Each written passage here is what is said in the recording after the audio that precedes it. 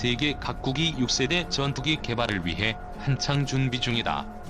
미국 해군은 2012년부터 NGAD라는 이름으로, 미국 공군은 PCA라는 이름으로 각각 6세대 전투기의 개념에 대해서 연구 중이며, 일본도 5세대 전투기의 기술 수준을 확인하는 ATDX, 일명 심신 프로젝트를 종료하고 F-3라는 차세대 전투기 개발을 준비 중이다.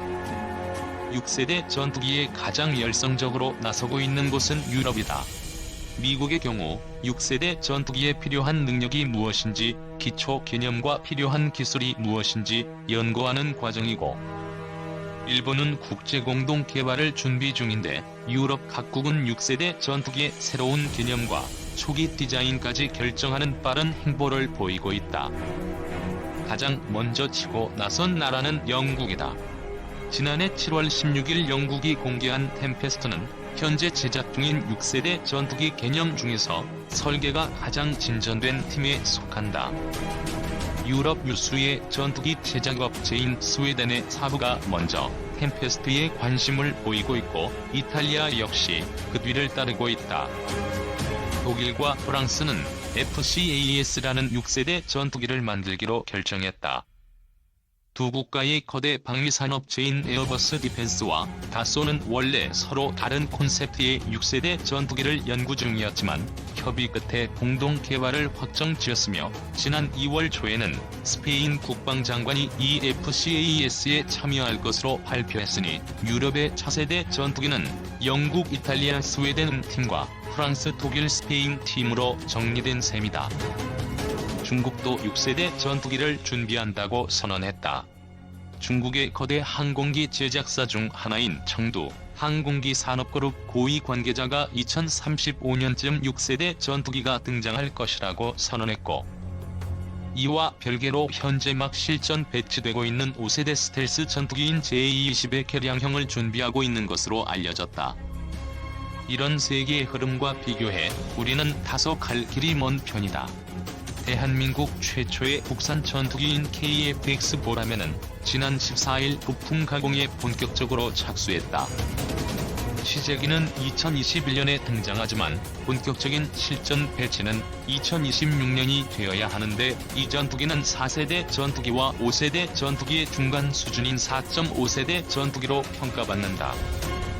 이렇게 쓰고 보면 대한민국은 등장하자마자 최신 전투기보다 0.5세대 뒤진 전투기를 받고, 10년만 지나도 1.5세대 차이가 나는 전투기를 만들어 순식간에 구식화되리라 생각할 수도 있다.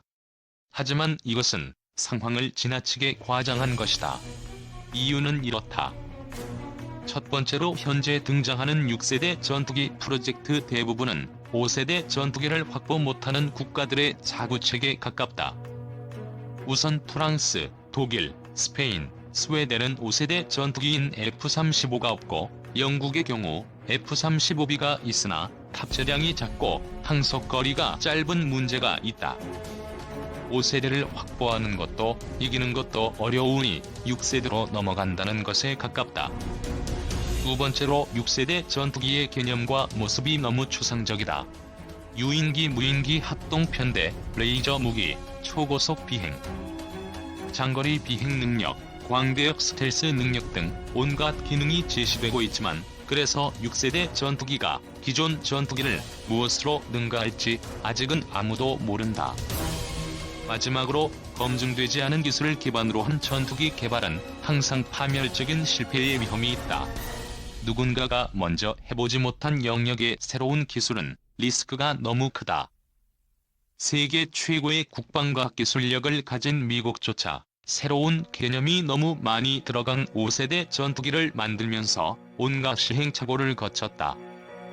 F-35 프로젝트가 처음 시작할 때만 해도 2009년에는 군에 인도하고 2012년에는 전투 임무에 투입할 거라 예상되었지만, 실제로는 지난해에서야 처음 시리아에서 실전에 투입됐고, 개량과 버그 수정은 아직도 계속되고 있다. 그렇다고 해서 선진국들의 6세대 전투기 타령에 우리가 완전히 손을 놓을 수는 없다. KF-X는 매우 우수한 전투기 플랫폼이며 확장성이 있지만, 미래는 예측하기 힘들기 때문이다. 가령 레이저 무기의 경우 100kW 미만의 자체 방어용 레이저는 현재 운용 중인 전투기와 무인기에 탑재될 수 있어 우리 KF-X도 큰 문제 없이 장착 가능하겠지만, 앞으로 등장할 고출력 300kW급 레이저가 실용화된다면 발전 용량이 부족해서 KF-X에 탑재하고 싶어도 불가능할 가능성이 크다. 또한 EMP, HPM 무기 등 광선이 아닌 전파를 활용한 차세대 무기의 경우 적을 공격하는 전파의 특성이 우리 KF-X의 전파 반사 특성과 맞지 않을 수도 있다. 지금 시점에서 KF-X 다음 프로젝트 이야기를 하는 것은 너무 추상적이지만, 감히 KF-X 이후의 군용 항공기 로드맵을 제시해보자면 다음과 같다. 가장 중요한 것은 KF-X의 성공적인 완성이다. 블록 1에서 완성되는 세미 스텔스 KF-X는 내부 무장창, 컨포멀 안테나가 없어 유로파이터 타이푼이나 FA-18이 슈퍼 호넷과 공중전 성능이 비슷하다. 블록 2에서 이를 보완하면 KF-X는 저렴하면서도 기존 전투기 대부분보다 공중전 성능이 뛰어난 극강의 가성비를 지니는 셈이다. 이와 동시에 FA-50에 KF-X에 적용된 각종 신기술, 즉 AESA 레이더와 MWR 장비, 국내 개발 유도무기를 적용해 성능을 높인다. KF-X와 FA-50을 패키지로 묶어 수출하는 라인업을 완성하는 것이다. 그 다음 고려를 할 것은 KF-X의 독자적 개량이다.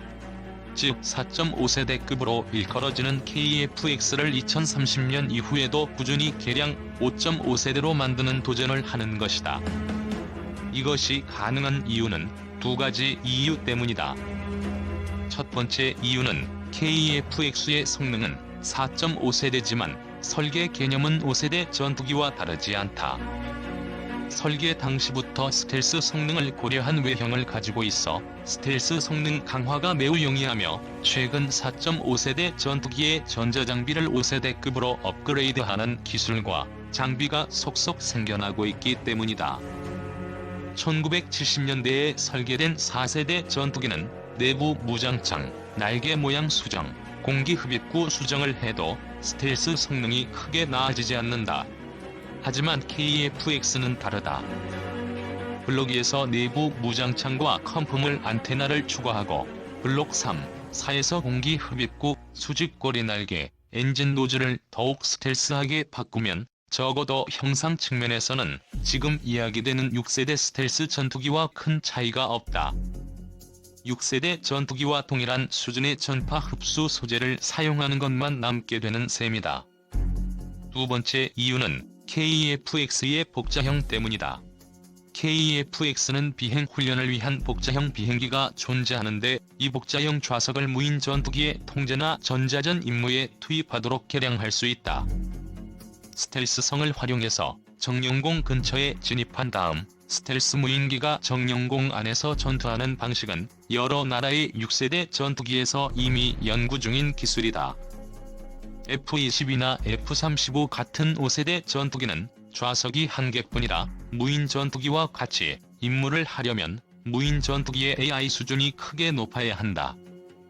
낙후된 항공 후진국이었던 대한민국은 불과 20년 만에 세계 시장에 내놓을 만한 전투기를 만들 수준으로 성공했다. 우선은 한눈 팔지 말고 우리에게 주어진 소중한 플랫폼인 KF-X의 발전 방향에 집중할 때다.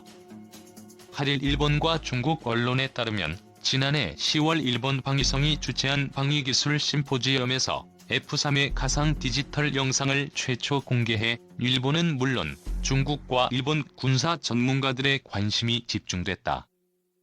최근 형상이 공개된 F-3은 과거 미국의 5세대 항공기 기술 이전을 이끌어내는 사실상의 협박카드 목적으로 개발이 진행됐다.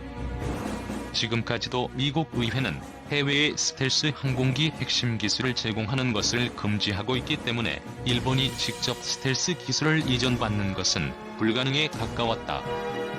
실제로 미국 의회는 1998년 세계 최강의 항공기로 꼽히는 F-22 랩터의 기술 이전을 2015년까지 금지했다. 이에 따라 일본 방위성은 직접 5세대 스텔스 전투기를 개발하겠다고 엄포를 놨지만 미국은 흔들림이 없었다. 결국 일본은 미국의 전투기를 수입하는 것과 별개로 스스로 5세대 전투기를 개발하는 전략을 세우게 된다. 일본은 이미 1990년대 후반 미국의 F-16 시리즈와 유사한 시제품 형태의 전투기 F-2 개발을 이미 진행한 바 있다. 당시 미국은 이미 5세대 전투기 기술을 확보하고 있었기 때문에 F-16 시리즈의 기술 이전에는 큰 문제를 삼지 않았다. 결과적으로 일본은 자체적으로 전투기를 개발하는 능력을 키우게 됐고 이것은 5세대 스텔스 전투기 개발로 이어졌다. 일본은 2012년 주변국이 깜짝 놀랄만한 결과물을 내놓는다. 이른바 심신이라고 불리는 스텔스 기능을 갖춘 기술 실충기 ATDX 개발 윤곽이 드러난 것. 기술 실충기는 실전 배치용 항공기를 생산하기 이전에 시제품 형태로 만든 연구 개발용 항공기를 의미한다. 일본은 올해 하반기나 내년 초 ATDX 시험 비행을 목표로 하고 있으며 기술 실증기 개발에만 총 466억 엔이라는 거액을 투자할 계획이다. ATDX는 2개의 분사구가 있는 쌍발 엔진으로 추력이 엔진 1개당 15톤에 달한다. 미국의 F-22 랩터와 비교해도 손색이 없고 러시아 스텔스기 수호의 T-50 핵파와 비슷한 수준이다.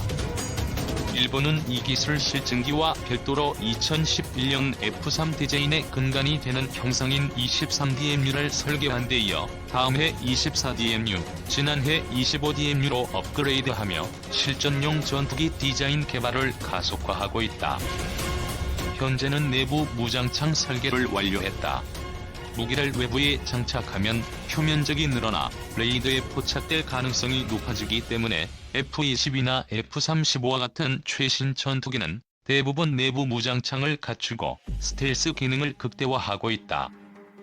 일본은 적기 통신 장비와 무기를 무력화하는 공격형 전자전기기 개발에도 박차를 가하고 있다.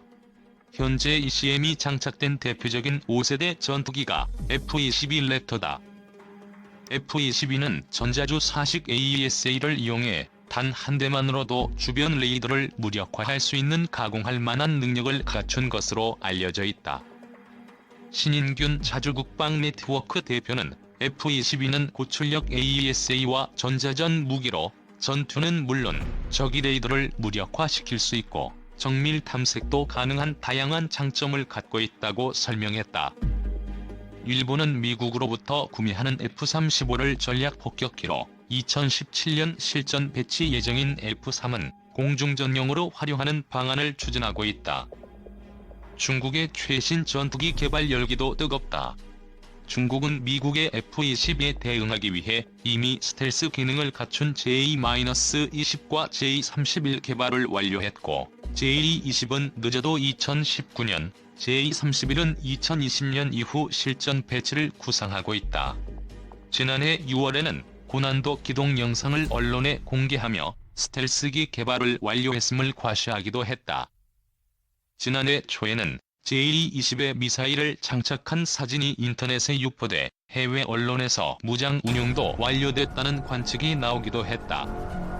중국은 일본과 마찬가지로 1990년대부터 스텔스 전투기 개발 프로젝트를 가동했고 미국 군사 전문가들의 예상을 깨고 10년 앞당긴 2011년 J-20의 시험 비행을 완료해 세계를 깜짝 놀라게 했다.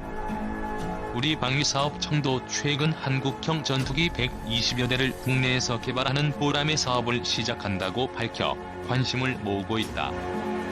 방위사업청 관계자는 지난 5일 KF-X 사업을 위해 올해 예산의 착수금 명목으로 200억 원이 반영됐다면서 2023년 초도기를 양산한 뒤 7에서 8년 동안 순차적으로 실전에 배치하는 게 목표라고 밝혔다.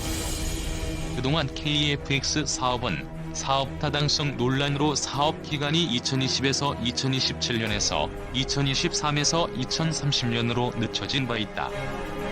우리 군은 10년 동안 약 6조-8조 원을 투입해 한국형 5세대 전투기를 개발할 방침이다.